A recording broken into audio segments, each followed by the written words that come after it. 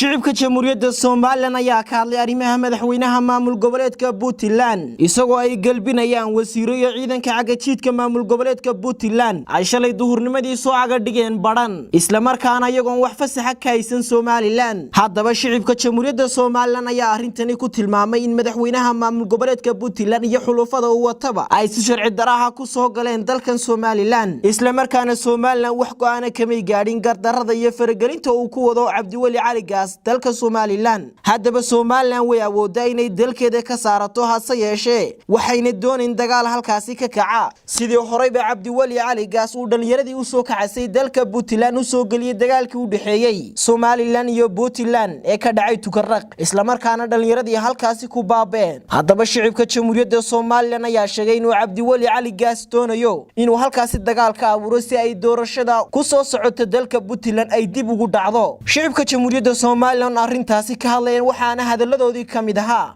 wala su'aasha ku weydiinaya waxay tahay shalay wad arkaysay duhurnimadii waxa dalka baran gobolka baran soo galay madaxweynihii dawladda madaxweynihii maamul goboleedka Puntland maxaad arrinta ka leedahay adigu ka dareysantahay waxa ka bismillaahir rahmaanir rahiim magacaygu waa Saciid Ibraahim Cabdi arrinkaas waanan aan aad uga xumaanay because markaa waxa leenahay haduu si degdeg ah maxay adigoo maqlaad ugu soo xadkeenu ku soo xadgudbay marka talaabo sharci oo qofsan ka qaadna haduu arrimaha ka bixbay oo soo galay wax weey horta waddanka Soomaaliland markii la yiraahdo madaxweynuhu uu barkiisay Musabixi Cabdi uu barkiisay yahay roobkii uu barkiisay iyo isaga soo galaya oo shaqo dawladda aan malaynayaa imaatinka Cabdiwali Cali Gaas uu yimid magaalada Badhan waxay tilmaamaysaa dabacsanaanta iyo siyaasad xumada Soomaaliland ay kasban laadahay guud ahaanba gobolka Sanaag gaar ahaan magaalooyinka Badhan iyo Hadaftimo iyo bariga Sanaag oo dhan marka waxaan ku tarin lahaa dadka deegaanka ah dawladdu ha kasbato waxa jira nimo wasiir ah oo deegaanka ka soo jeeda wasiir gaashandhigo kale haddana qaldaneen marka de hal la kasbado dadkaas oo ha lagu soo dabaalo Soomaaliland si nabadgelyo dadweynaha Soomaaliland waxaan u soo jeedinayaa Soomaalidu waxa ku maadaa meel madax ka saraaco la salaaxa ma jirto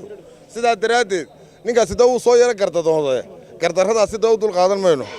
digtoonaan baa la doonayaa dalku inay dadku digtoonaadaan guri albaabkiisu furan yahay de baalkuna waa galay laba nin soo kaadi tagay oo kale birna uu kugu xaari fayaaradda sida daraadeed waxa leeyahay dalka de ha loo dhaganuglaado haddaan nahay anagu dowladda Soomaaliland ee taageersan dowladda Soomaaliland ee kamid ah dadka ku dhaxnoor Soomaaliland waxaan aad uga xun horta waddankan cid walba iska imanayso watii dowladda horta ninba wuxuu yiri haddaan halka laga guurin gooriye heriyeysana way iman doontaa maanta haddii maanta niga wax laga qaban waayo ay la leeyahay waa madaxweynaha Puntland birno waxay iman doontaa inuu kii weynaa farmaajo imaado magaalada dalka madaxweynaha aadan ku dhiibay aadan mas'uuliyadda haya